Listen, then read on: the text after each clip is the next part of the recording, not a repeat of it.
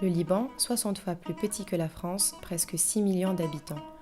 Le pays a connu une guerre civile qui a paralysé la vie des Libanais, détruisant les infrastructures existantes et sans épargner la ressource la plus importante pour l'homme, l'eau.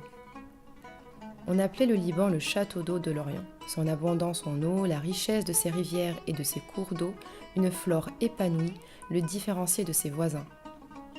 Liban, toi la perle orientale, toi qui étanchais les soifs de ton peuple et des cèdres, toi vers qui ont marché les réfugiés, où te réfugieras-tu?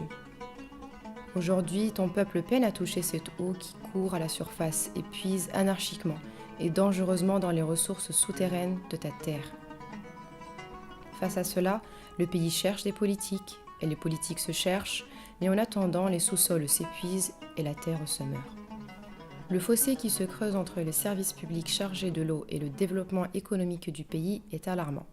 Près de la moitié des habitants ne boit jamais l'eau provenant du réseau public et seulement une moitié des ménages urbains ont de l'eau tous les jours en hiver. Les différences de services sont flagrantes d'une région à une autre. Les situations les plus précaires sont celles de la ville de Beyrouth et de la Bekaa.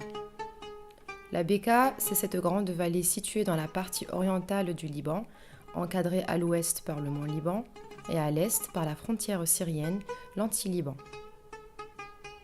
Pour faire face à de tels problèmes, les habitants se sont tournés vers un secteur privé informel comme seule alternative restante.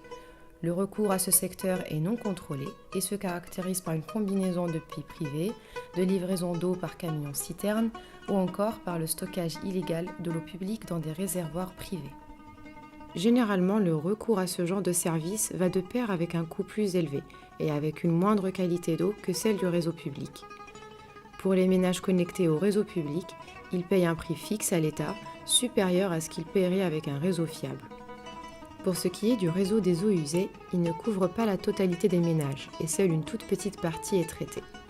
Le reste des ménages est muni de fosses septiques, mais beaucoup demeurent non scellés et polluent les eaux du sous-sol.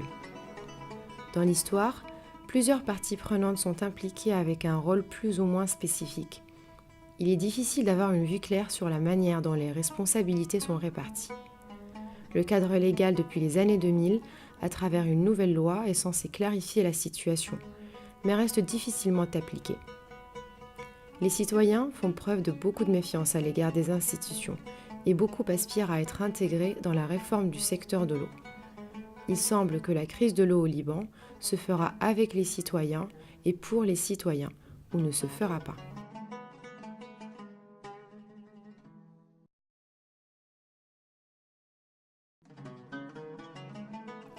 Liban, toi la pluie de l'Orient.